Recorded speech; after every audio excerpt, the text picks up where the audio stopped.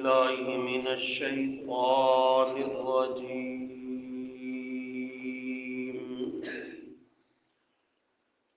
بسم الله الرحمن الرحيم.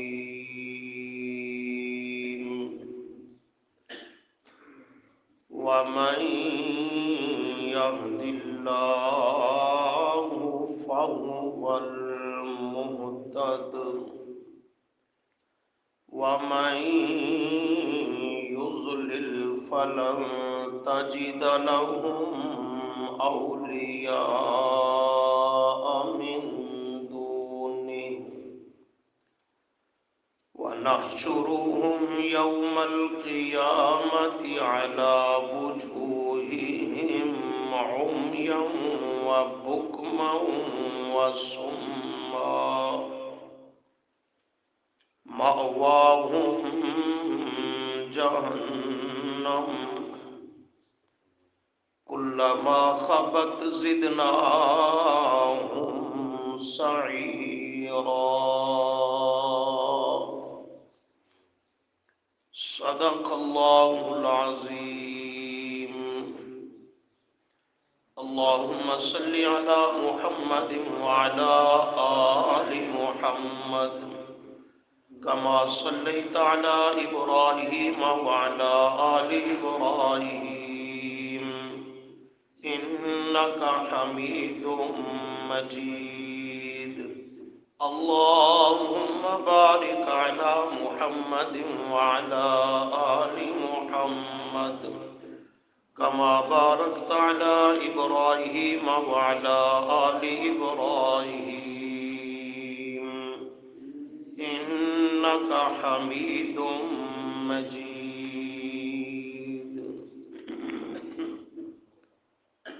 استغفر الله لا حول ولا قوة إلا بالله سبحان الله وبحمده سبحان الله العظيم.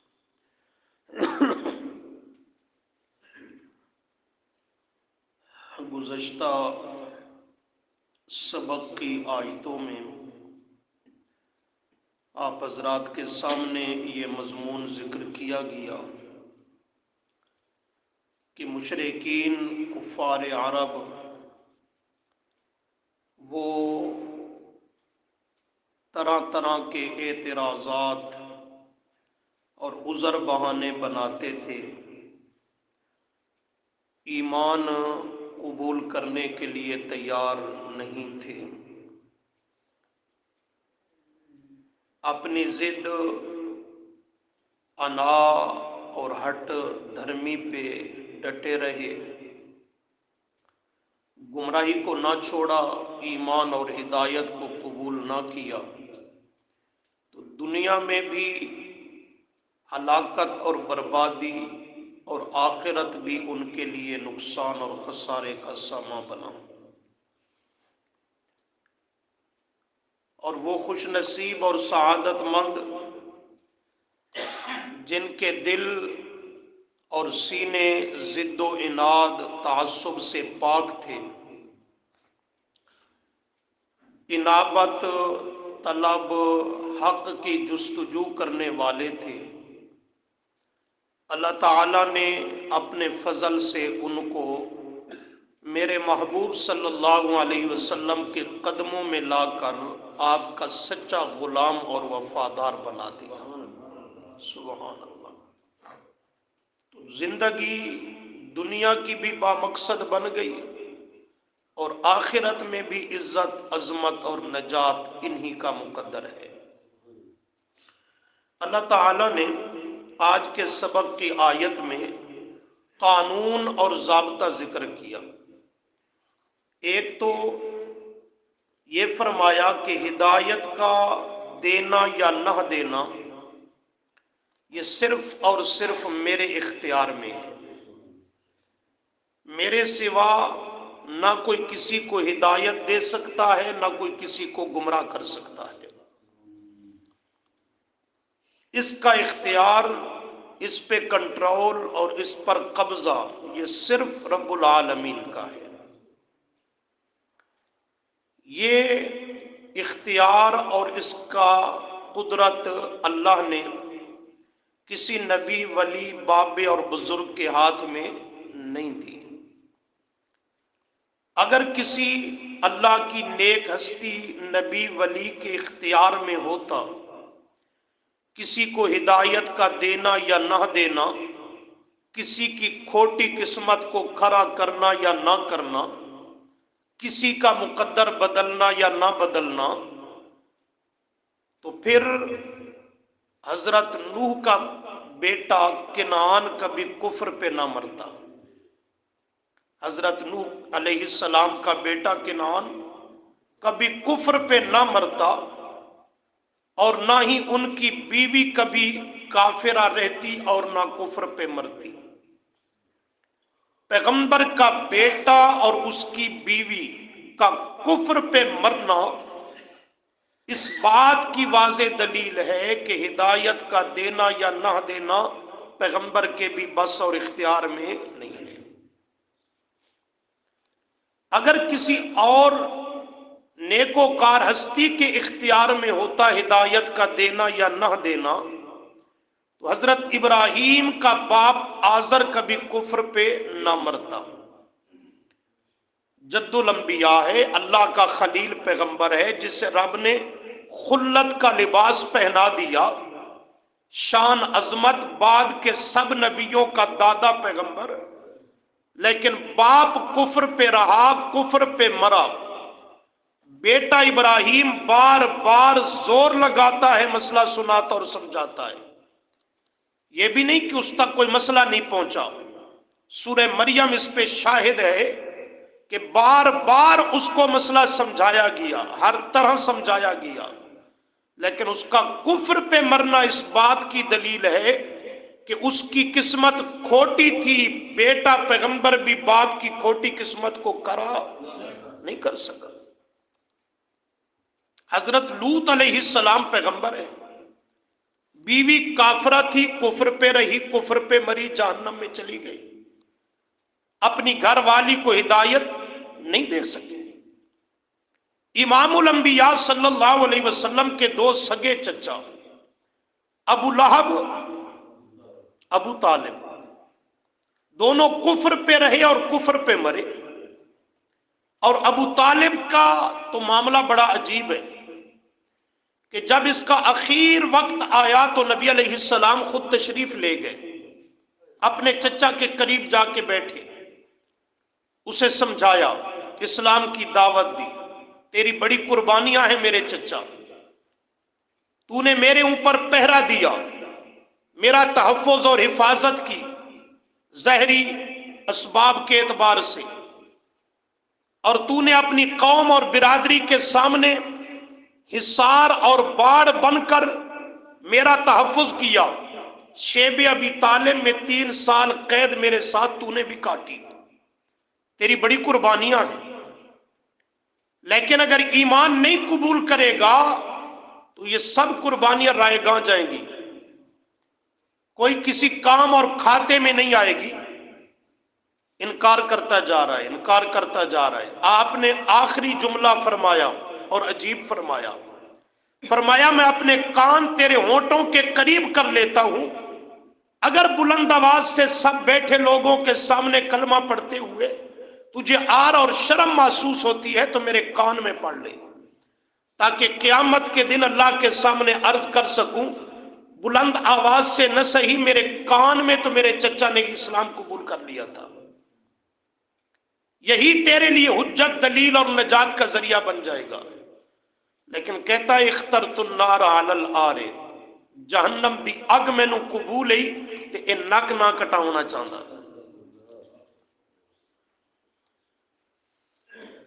نہیں مانا، کفر پہ مر گیا۔ میرے محبوب صلی اللہ علیہ وسلم رو کے واپس ہوئے، آنسو بہاتے ہوئے کہ ضد کی انتہا کر دی چچا نے۔ اللہ نے جبرائیل کو بھیجا، جاؤ میرے محبوب پریشان ہیں، اس کو اللہ نے مسئلہ تو واضح کر دیا پر اس کی یاد دہانی کراؤ۔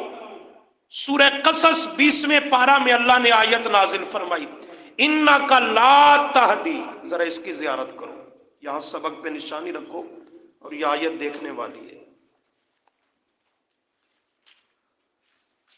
اللہ اللہ۔ صفحہ ہے 625۔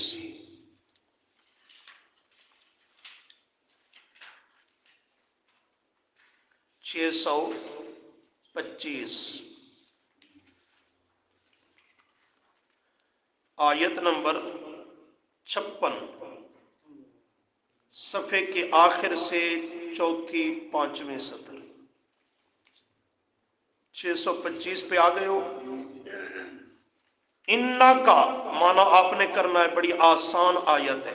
انا بے شک، انا بے شک، کا آپ، انا کا بے شک آپ میرے محبوب صلی اللہ علیہ وسلم، لا تہدی، کرو نا مانا، کرو نا مانا، انا کا بے شک آپ میرے پیغمبر، لا تہدی نہیں ہدایت دے سکتے۔ دیکھا قرآن شاہی کلام ہے نا، کوئی رو رعایت نہیں، کوئی ادھر ادھر کی تمہید نہیں، براہ راست فیصلہ کن کلام ہے، فیصلہ سنا رہا ہے۔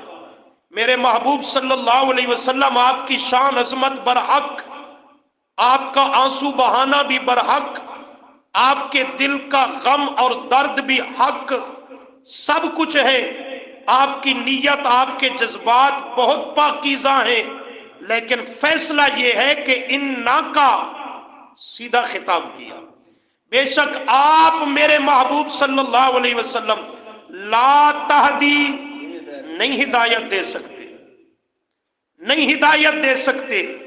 من احببتا، احببتا محبت سے، من جس کو احببتا آپ محبوب رکھیں، آپ پسند کریں، اسے آپ ہدایت نہیں دے سکتے۔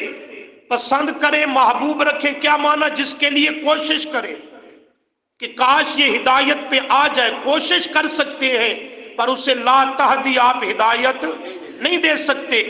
آپ کا چچا تھا ابو طالب، اس پر آپ نے محنت کی، آخر تک آپ نے اس کو سمجھایا، ہر ممکن راستہ اختیار کیا، شاید مان جائے، نہیں مانا تو غم نہ کریں، روئیں نہیں، اس لیے کہ منوانا آپ کے ذمہ ہی نہیں ہے، آپ کے اختیار میں بھی منوانا نہیں۔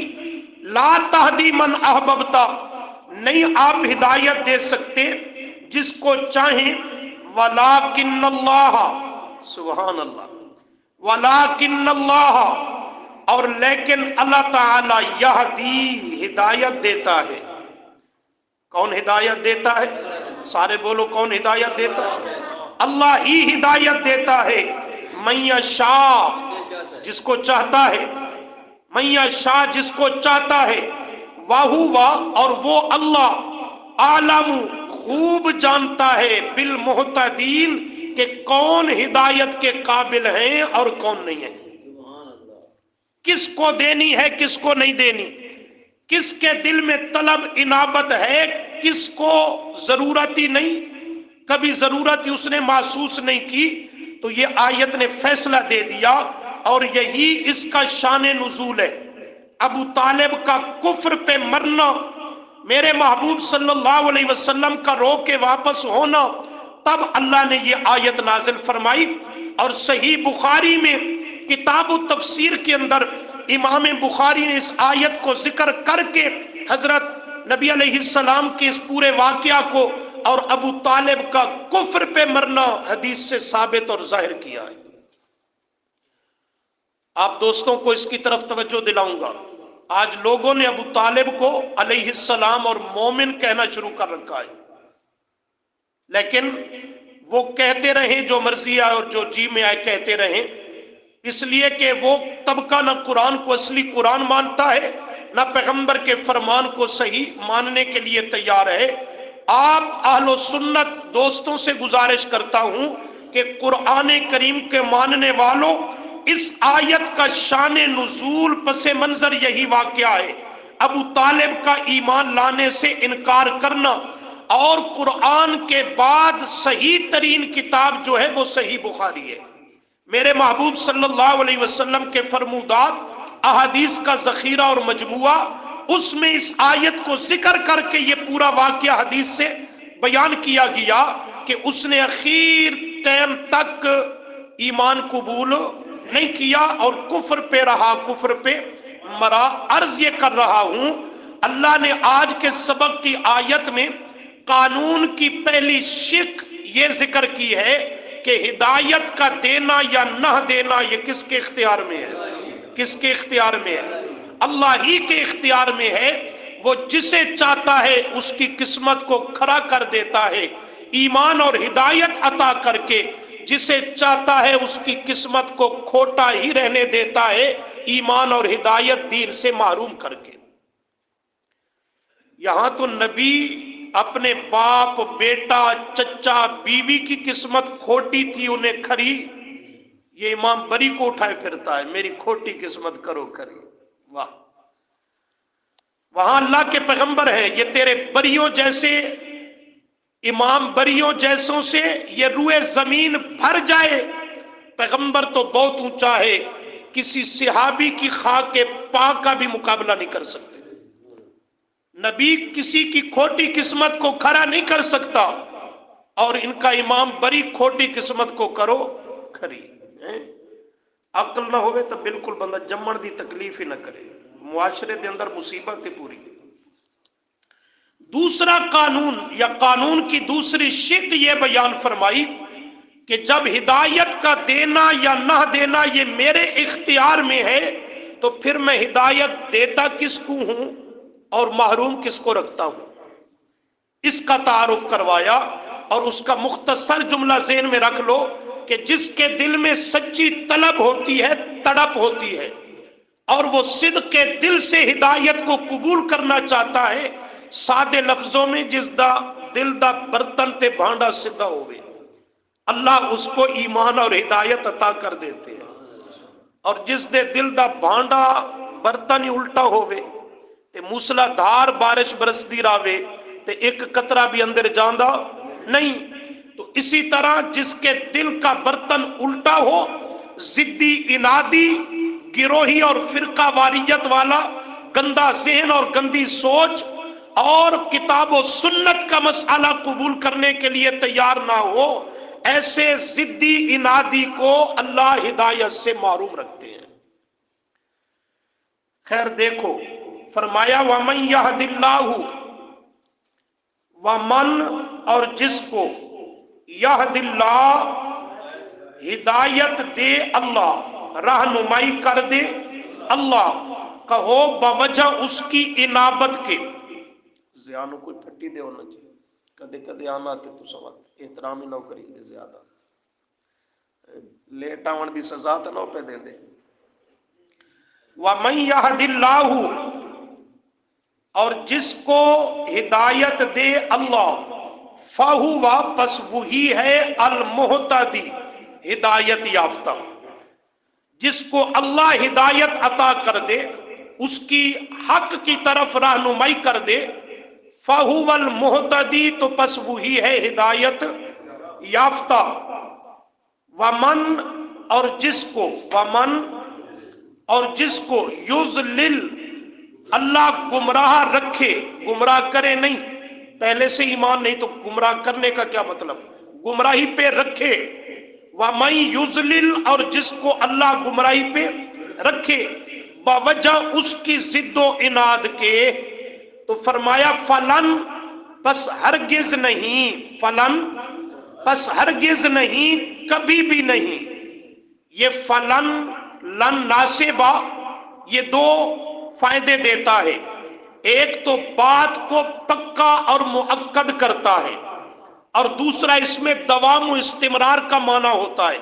تو معنی کریں گے فلن پس ہرگز نہیں اور کبھی بھی نہیں، تاجیدہ آپ پائیں گے میرے پیغمبر، لہم واسطے ان کے، کن کے، جن کو رب نے گمراہی پہ رکھ دیا، اولیاء دوست، حمیتی، مددگار، مشکل کشا، مانا ان کو ہدایت دینے والا، ان کو ایمان کی دولت عطا کرنے والا۔ جس کو اللہ نے گمراہی پہ رکھ دیا تو پھر کوئی نہیں اور کبھی بھی نہیں اس کو ہدایت اور ایمان کی دولت عطا کرنے والا من دونی ہی اللہ کے سوا، من دونی ہی اللہ کے سوا. تو اسی قانون کو ذکر کیا، کس کو ہدایت دینی ہے کس کو نہیں، اس کا علم بھی میرے پاس ہے کہ کون اس قابل ہے اور کون نہیں ہے، اور کس کو ہدایت دینی ہے کس کو نہیں دینی اس کا اختیار بھی میرے پاس ہے. اور تیسرا امر ظاہر کر دیا، ہدایت دیتا اسے ہوں جس کے اندر طلب ہو، اور محروم اور گمراہی پہ اسے رکھتا ہوں جس کے اندر ضد اور تعصب ہٹ دھرمی ہو، وہ اس کی طرف طلب اور کوشش بھی نہ کرے.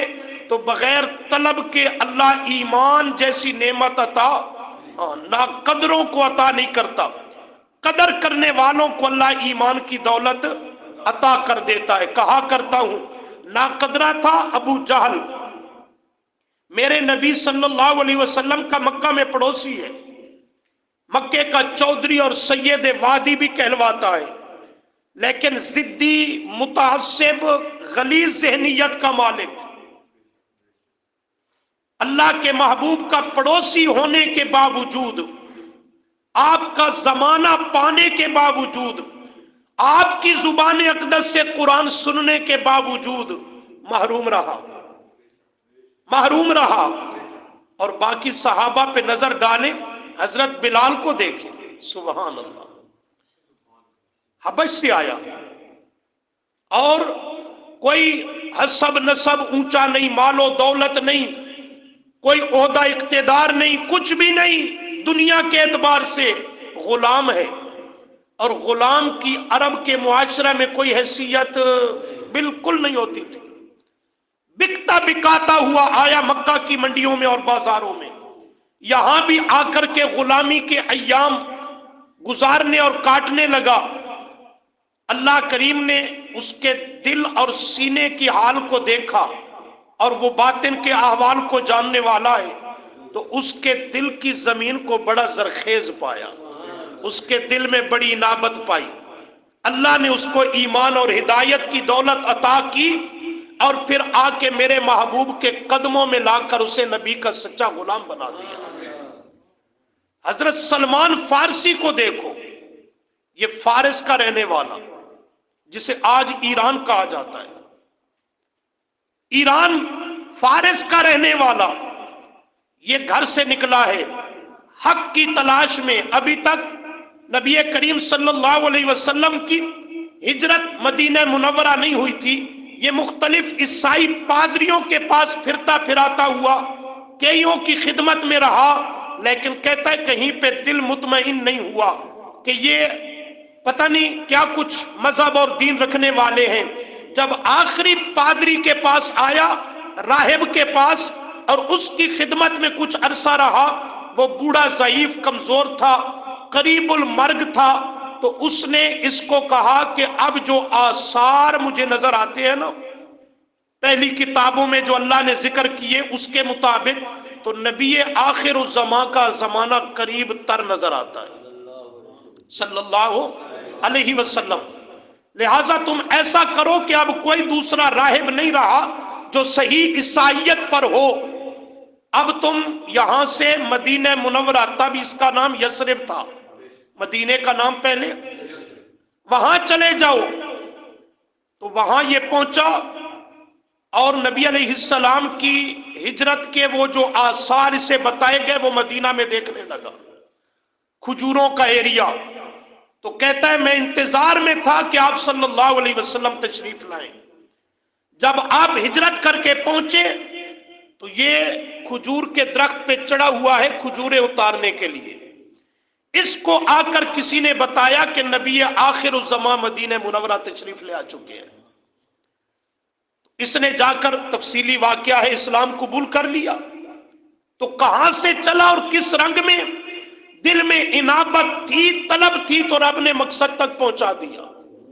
حضرت صہیب کو دیکھو، رومی، روم کا رہنے والا، کہاں کہاں سے رب نے یہ سچے موتی چن چن کر میرے محبوب کے قدموں میں لا کر جمع کر دیے کہ ان کے دل اور سینے اس قابل تھے. اللہ نے ہدایت سے مالا مال کر دیے، اور پڑوس میں رہنے والے اور قریبی ترین رشتہ نسب اور خون کا رکھنے والے سگے چچا ابو طالب، ابو لہب وغیرہ ہدایت سے محروم رہے، تو اس لیے کہ ان کے اندر طلب اور انابت ہی نہیں تھی، وگرنہ اللہ کا قانون ہے جو صدق کے دل سے ایمان اور ہدایت کا متلاشی ہو، رب تب تک اسے موت نہیں دیتا جب تک صراط مستقیم نہ عطا کر دے۔ لیکن اس کے لیے طلب ضروری ہے، انابت ضروری ہے، تلاش کرنا حق کا ضروری ہے، اور اس کے لیے 3 کام کرنے چاہیے۔ حق کو پانے کے لیے کتنے کام؟ ان 3 کاموں کی تمہید ہے، آدمی بالکل خالی و ذہن ہو جائے، یہ تمہید اور بنیاد ہے۔ خالی و ذہن ہو جائے، دماغ سے سارے مولوی بھی نکال دے، پیر بھی نکال دے، فرقے بھی نکال دے، تعصب، ضد، اناد سے بالکل یکسر خالی و ذہن ہو جائے، اور یہی تہیہ اور عزم کر لے کہ جو بھی حق مجھے ملا، جہاں کہیں سے ملا میں اسے ضرور قبول کروں گا، بشرطے ہو حق۔ یہ بنیاد اور اپنی ذہنی بیس بنائے، اس کے بعد اس پر 3 کام کرے۔ سب سے اول تنہائی اور خلوت میں رب سے مانگے، خوب گڑ گڑا کر عاجزی اور زاری کرے، یا اللہ یہاں تو فرقے، شرکے، راہیں مختلف بن چکی ہیں، میں ایسے دور میں ہوں کہ اس دور میں حق تک پہنچنا ایک گمبھیر معاملہ بن چکا ہے، مشکل ترین کون حق پر ہے کون حق پر نہیں، یا اللہ جو بھی حق پر ہے مجھے اس جماعت اور گروہ میں شامل کر دے۔ رب سے ہدایت اور ایمان کو مانگے اور طلب کرے، ایک۔ نمبر 2، قرآن کریم پورے کا ترجمہ پڑھنا بڑا مشکل ہے کہ 30 پاروں کا ترجمہ پڑھنے کے لیے بہت وقت چاہیے۔ طریقہ یہ ہے کہ قرآن کریم میں جہاں اللہ نے انبیاء علیہ السلام اور ان کی قوموں کے واقعات اور حالات بیان کیے، قرآن میں جہاں اولیاء کرام کے حالات کو اللہ نے بیان کیا، صرف انہی مقامات کا ترجمہ پڑھے، انہی مقامات کا ترجمہ پڑھے۔ سورہ اعراف ہے، سورہ ہود ہے، ان 2 سورتوں میں اکثر نبیوں کے واقعات موجود ہیں۔ اسی طرح سورہ یوسف میں حضرت یوسف علیہ السلام کا، اور اولیاء کا، اصحاب کہف کا سورۃ الکہف میں واقعہ ہے۔ سورہ لقمان خود ایک اللہ کے ولی حضرت لقمان کے نام پر ہے، اس کے پہلے 2 رکوع پڑھے۔ سورہ یاسین میں ایک اللہ کے ولی کا واقعہ ہے، اس کو پڑھے۔ سورۃ الفرقان کا آخری رکوع پڑھے، کیونکہ دین حق وہ دین ہے جو انبیاء اور اولیاء سے ملے، جس پہ انبیاء اور اولیاء چلے وہی دین چاہیے نا، انبیاء اولیاء والا دین چاہیے۔ تو ان کے واقعات پڑھنے سے پھر آدمی کو پتہ چلے گا نبیوں کی دعوت کیا تھی، ان کا بیان کردہ دین کیا ہے، اولیاء کی دعوت کیا تھی، ان کا مشن اور راستہ کیا ہے۔ اور یہ مشکل نہیں، ایک رکوع کا ترجمہ پڑھنے کی روزانہ عادت بنا لے تو یہ سارا 1 مہینے کا کام ہے، لمبا چوڑا وقت نہیں چاہیے۔ اور تیسرا کام یہ کرے کہ پھر معاشرے میں غور کرے، قرآن نے جو انبیاء اولیاء کا دین، راستہ، طریقہ بتلایا، اس پر آج کون موجود ہے، اس تیسرے معاملے پہ غور کرے کہ انبیاء اولیاء کا جو دین قرآن بتلاتا ہے، اس پر آج کون سا عالم ہے، کون سی جماعت ہے، کون سا طبقہ ہے جو اس پر قائم ہے، پھر انہی سچوں کے ساتھ شامل ہو جائے۔ کتنے کام کرنے ہیں؟ 3۔ سب سے اول ہدایت کی دعا مانگے۔ نمبر 2، ہدایت والا راستہ اور سچا دین وہ ہے کہ جس پہ انبیاء اولیاء چلے، جو انہوں نے اختیار کیا، تو ان کا دین سمجھنے کے لیے قرآن میں انبیاء اولیاء کے واقعات اللہ نے بیان اسی لیے کیے تاکہ تمہیں ان کے دین کی معرفت حاصل ہو، پھر ان کا معنی اور مفہوم پڑھے۔ اور تیسرے نمبر پہ پھر معاشرے میں نظر ڈالے کہ انبیاء اولیاء کا دین اور طریقہ جو قرآن پیش کرتا ہے، آج کون عالم ہے، کہ جو اس دین کا داعی ہے اسی دین کی بات کرتا ہے، اور انبیاء اولیاء کا راستہ اور طریقہ کتابڑیوں کتوبڑیوں سے نہیں، رب کے قرآن سے بتلاتا اور سکھاتا ہے، پھر اس جماعت اور اس مذہبی گروہ میں یہ شامل ہو جائے۔ اس لیے کہ سورۃ التوبہ 11ویں پارہ میں اللہ نے فرمایا یا ایھا الذین آمنوا اتقوا اللہ، اے ایمان والو اللہ سے ڈرتے رہو، وکونوا مع الصادقین، لیکن تنہا اور الگ نہ رہو، کونوا مع الصادقین، سچاں دی سنگت رل جاؤ، سچاں دی سنگت رل جاؤ۔ کس کیا ملتے ہیں؟ اچھا خیر، تو اس مقام پہ اسی چیز کو بیان کیا، جسے اللہ ہدایت دے دے فَهُوَ الْمُهْتَدِي، پس وہی ہے ہدایت یافتہ، وَمَن يُضْلِلْ، اور جسے اللہ گمراہ رکھے، کیوں؟ بوجہ ضد کے، بوجہ ہٹ دھرمی کے، بوجہ اس کی عدم توجہ کے، فلن، پس ہرگز نہیں اور کبھی بھی نہیں، تاجیدہ، آپ پائیں گے میرے محبوب صلی اللہ علیہ وسلم، لہم، واسطے ان گمراہوں کے، اولیاء، کوئی حمیتی، مشکل کشا، کوئی ہدایت دینے والا، من دونی ہی، اللہ کے سوا، کہ رب نے ان کے تالے لگا دیے، اب ان کو کھولنے کے لیے کسی کے پاس چابی موجود ہی نہیں ہے، تو نتیجہ فرمایا وَنَحْشُرُهُمْ، وَنَحْشُرُهُمْ، اور ہم جمع کریں گے ان کو، کب؟ یوم القیامت، دن قیامت کے، قبروں سے زندہ ہو کر اٹھیں گے، رب کی عدالت میں آئیں گے اور یہاں جمع ہوں گے۔ کیسے آئیں گے؟ علی وجوہہم، اپنے چہروں کے بل، اوندھے منہ، چہروں کے بل اوندھے منہ آئیں گے۔ جب یہ قرآن کریم کا جملہ صحابہ کرام رضی اللہ عنہم نے سنا اور پڑھا تو نبی علیہ السلام سے عرض کرتے ہیں، حضرت انس بن مالک رضی اللہ عنہ سے حدیث ہے صحیح بخاری میں، اللہ کے محبوب صلی اللہ علیہ وسلم یہ قرآن کیا بتلاتا ہے کہ کفار مشرکین یہ اوندے منہ کے بل، ٹانگیں اوپر اور منہ سر نیچے، یوں چل کے اللہ کی عدالت میں آئیں گے۔ پیروں سے ٹانگوں سے چلنا تو سمجھ میں آتا ہے، لیکن ٹانگیں اوپر ہوں سر نیچے ہو، منہ کے بل چل کے کیسے آئیں گے، یہ سمجھ میں نہیں آتا۔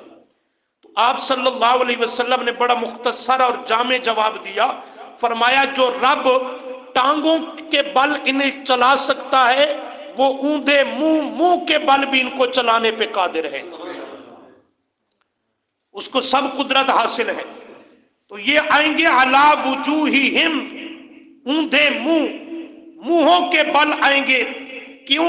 اس قدر ان کی ذلت اور رسوائی ہوگی، اس قدر ان کی پھٹکار ہوگی۔ اور منہوں کے بل کیوں؟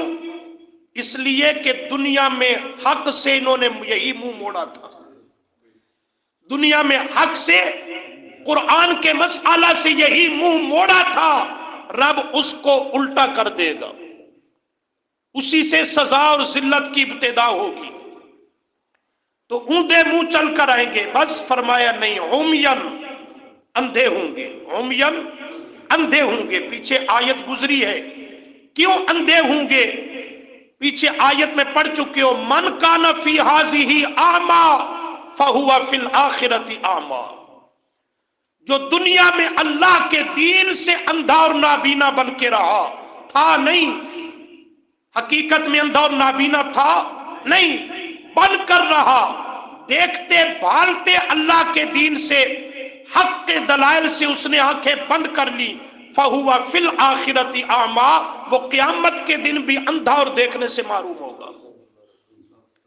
اور سورہ طٰہٰ کی آیت اسی کی ترجمانی کرتی ہے، وہ بھی پچھلے سبقوں میں آپ پڑھ چکے ہیں۔ فرمایا وَمَنْ أَعْرَضَ عَنْ ذِكْرِي، جس نے میری نصیحت نامے قرآن سے اعراض کیا، منہ پھیر لیا، تو اس کے لیے دو عذاب، فَإِنَّ لَهُ مَعِيشَةً ضَنْكًا، دنیا کی گزران تنگ کر دوں گا، وَنَحْشُرُهُ يَوْمَ الْقِيَامَةِ أَعْمَى، قیامت کے دن ہم ان کو اندھا کر کے اٹھائیں گے. کچھ ہے نا مضمون سورہ طٰہٰ کا ذہن میں؟ یہ چند دن پہلے سبق میں آیت گزری ہے. نحشرہ یوم القیامت اعمی، اندھا ہو کے اٹھ کھڑا ہوگا، پوچھے گا ربی، آئے میرے رب، لما حشرتنی اعمی، تو نے مجھے اندھا کر کے کیوں اٹھایا؟ وقد کنت بصیرا، حالانکہ دنیا میں تو تھا میں دیکھتا بھالتا. اللہ فرمائیں گے کذالک، تیرے اوپر ظلم نہیں کیا ملا جی، چودھری صاحب، صوفی صاحب، کذالک، تجھ پر ظلم نہیں کیا. کیوں؟ اپنی اداؤں پہ غور کر ذرا. اتت کا آیاتنا، میری آیتیں تیرے پاس چل چل کر آئی نہیں تھی؟ قرآن تیرے گھر میں نہیں پہنچا تھا؟ تیرے ہاں سمجھانے والے نہیں پہنچے تھے؟ سب کچھ تھا، لیکن تو نے فنسیتہا، اسے بھلا دیا، اس کی طرف توجہ نہیں کی، اس کو ضرورت نہیں سمجھا. تو دنیا میں قرآن سے آنکھیں پھیرنے اور بند کر لینے والا تھا. وَكَذَلِكَ الْيَوْمَ تُنْسَى، آج میری رحمت نے تجھے اپنی نظروں سے دور کر دیا. تو یہی طبقہ ہوگا. عَلَى وُجُوهِهِمْ، اپنے چہروں کے بل اوندے منہ چل کر آئیں گے. اور کس حالت میں؟ عُمْيًا، اندھے. یہ کون ہوں گے؟ یہی قرآن سے منہ پھیرنے والے، یہی دنیا میں حقائق سے آنکھیں بند کر لینے والے، غور و فکر سے کام نہ لینے والے. عُمْيًا، اندھے ہوں گے. وَبُكْمًا، گونگے، گونگے ہوں گے. وَصُمًّا، بہرے ہوں گے، بہرے ہوں گے. تینوں اعضاء کام نہیں کریں گے. اللہ فرماتے ہیں مأواہم، مأوا پکا ٹھکانہ، مأوا کا معنی عارضی نہیں، پکا ٹھکانہ. ہم ان کا جہنم، اعاذنا اللہ منہ. اللہ ہم سب کی حفاظت فرمائے. اللہ اپنے فضل کا معاملہ فرما دے. ٹھکانہ ہوگا ان کا دائمی جہنم. کلما، جب، کلما، جب، خبت، ٹھنڈی پڑے گی، ہلکی ہوگی جہنم کی آگ، ساکن ہوگی، یا یہ اس میں رہتے رہتے عذابوں کو بھگتے بھگتتے عادی بننے لگیں گے، تو اللہ فرماتے ہیں زدناہم سعیرا، ہم اس کو بھڑکا دیں گے، زیادہ کر دیں گے، اور ان پہ عذاب کی تخفیف اور کمی کبھی واقع اور برقرار نہیں رہے گی. کم ہونے لگے گا عذاب تو ہم اور اسے تیز کر دیں گے اور بڑھا دیں گے. تو یہ جو ہدایت سے محروم رہے اور دنیا میں دین سیکھنا اس کی ضرورت ہی محسوس نہیں کی. جیسے آج ساتھیوں کو متوجہ کیا جائے، درس قرآن، دین سیکھو، سمجھو عقیدہ کیا ہے، عمل کیا ہے، کفر کیا ہے، شرک کیا ہے، بدعات کیا ہیں، سمجھو، دنیا کی زندگی کو غنیمت سمجھاؤ، تو بجائے اپنی اصلاح کے الٹے پاؤں چلنا شروع ہو جاتے ہیں. جی فتوے لگاتے ہیں، جی یہ کرتے ہیں، جی وہ کرتے ہیں، جی سختی کرتے ہیں، آہو بکا شروع ہو جاتی ہے. ارے تمہارے نفع اور بھلے کے لیے کہتا ہوں، تمہارے نفع اور بھلے کے لیے کہتا ہوں، وگرنہ قیامت کے دن صرف پچھتاوا ہی پچھتاوا ہوگا، اور اس دن کا پچھتاوا کچھ کام آنے والا نہیں ہے. دنیا میں اپنے اوپر جبر کر لو، نفس کو مغلوب کر لو، شیطان کو بھی لات مار دو، لیکن اس سب گھاٹیوں کو عبور کر کے اللہ کے دین کو سیکھنے اور سمجھنے کے لیے وقت نکال لو. قیامت کے دن دیکھو گے رب کی عدالت میں پہنچ کر کہ یہی اللہ کے قرآن کے سیکھنے والا وقت سب سے اونچی عبادت شمار ہوگی، اور سب سے زیادہ اجر اسی پہ مرتب ہوگا. اللہ ہمیں عمل کی توفیق عطا فرمائے.